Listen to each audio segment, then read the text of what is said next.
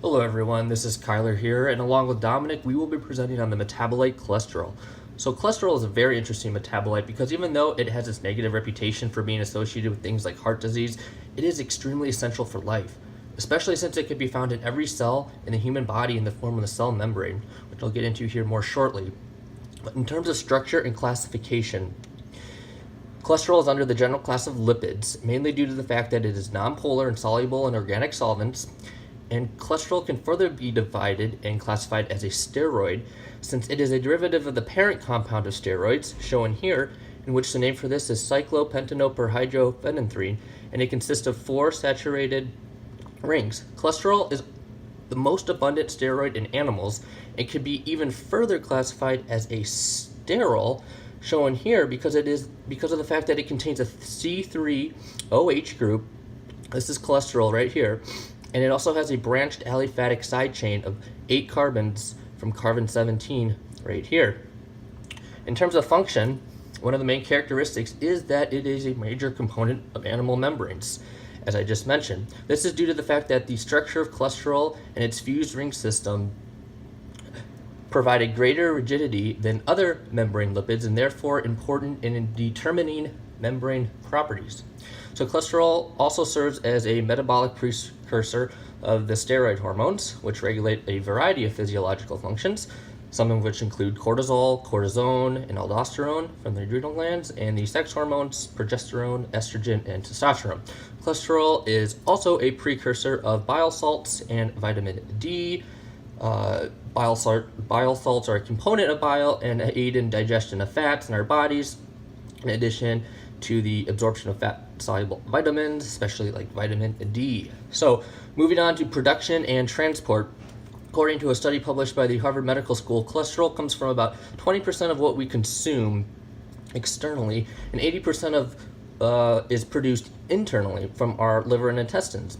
We call the process in which we get cholesterol from our diet externally the exogenous pathway, and the endogenous pathway is the way in which our bodies produce cholesterol internally. So we'll get into more detail later in this video regarding that.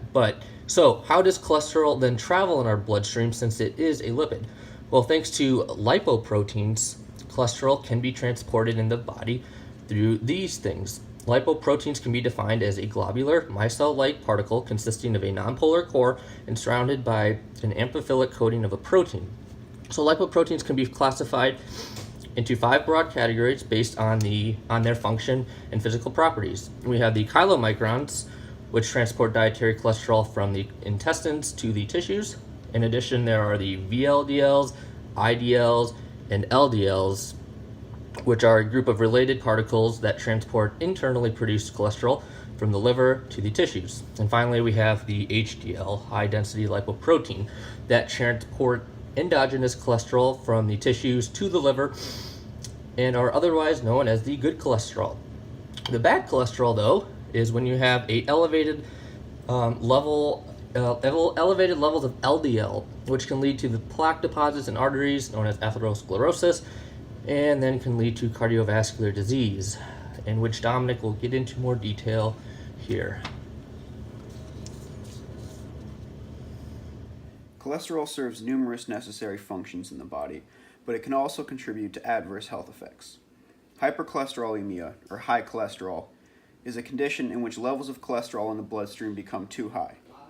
According to the American Heart Association, a total blood cholesterol level of 200 milligrams per deciliter increases the risk of heart attack and stroke, the first and fifth leading causes of death in the U.S. According to the CDC, over 95 million Americans over the age of 20 have high cholesterol.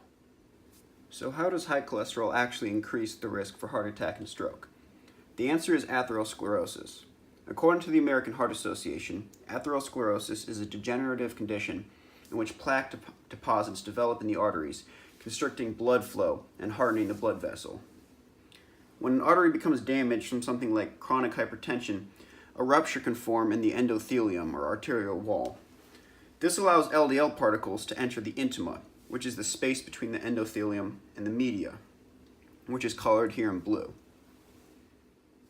Alright, so zooming in on the intima here, what happens is once the LDL begins filling the intima, it becomes oxidized. And the immune system recruits monocytes to the site to clear the LDL. And once the monocytes enter the intima, they become macrophages.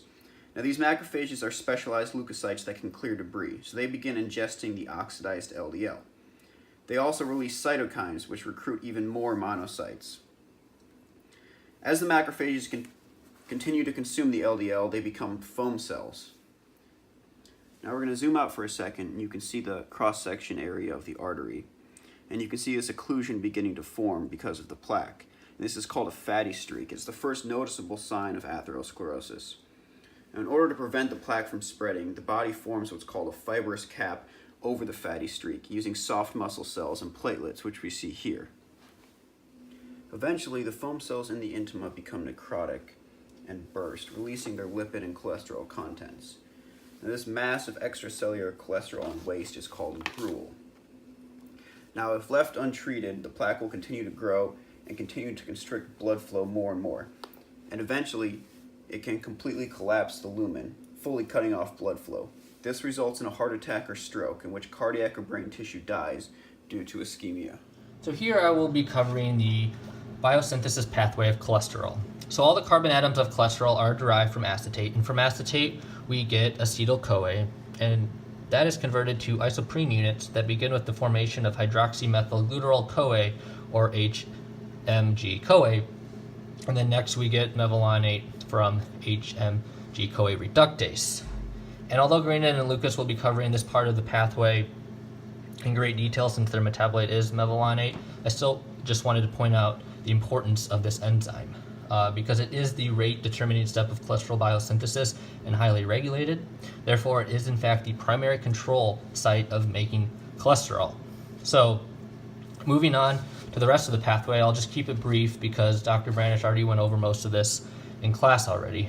But from mevalonate, we get mevalonate pyrophosphate, and then we get the two isoprenoid intermediates in isopentenyl pyrophosphate and dimethylallelyl pyrophosphate, which ultimately combine to form squalene, which then gives way to lanosterol from squalene cyclization. And so with lanosterol, this is where we left off in class in terms of going over cholesterol synthesis. But if you remember, Dr. Vranish mentioned the fact that there's around 20 more steps to finally get to cholesterol.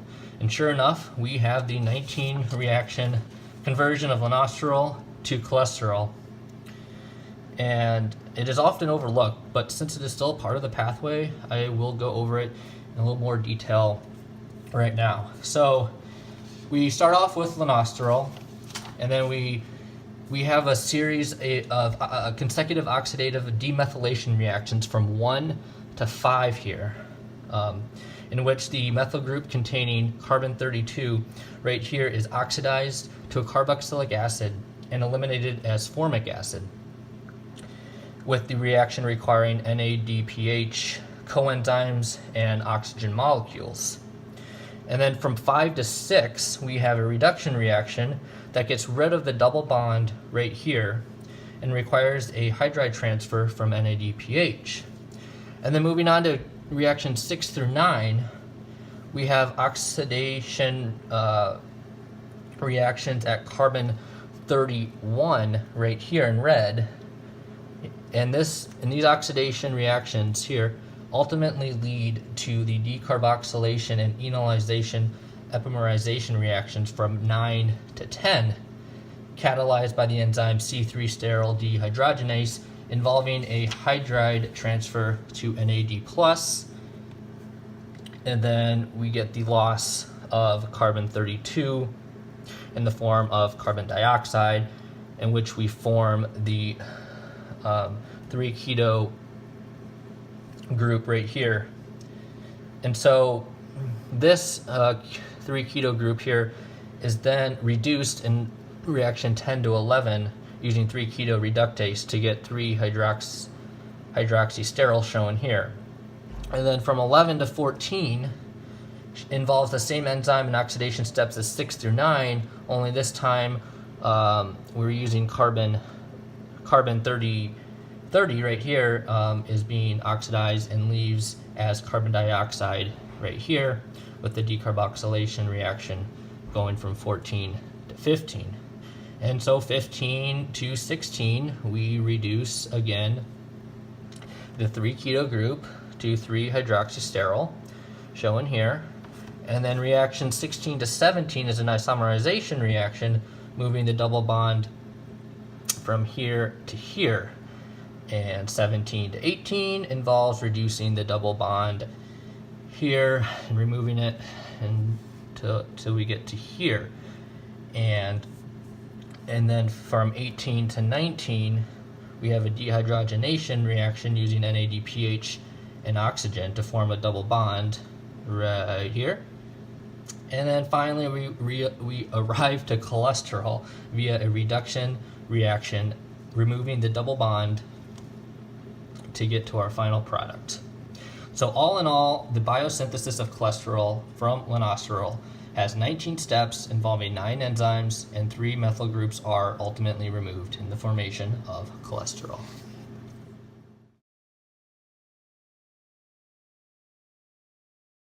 So for one of our enzyme mechanisms, I will be drawing from the linosterol to cholesterol pathway involving reaction 9 to 10. And if you remember from when I went over earlier, it is the oxidative decarboxylation and enolization epimerization of the 3-beta hydroxycarboxylic acid by C3 steryl dehydrogenase.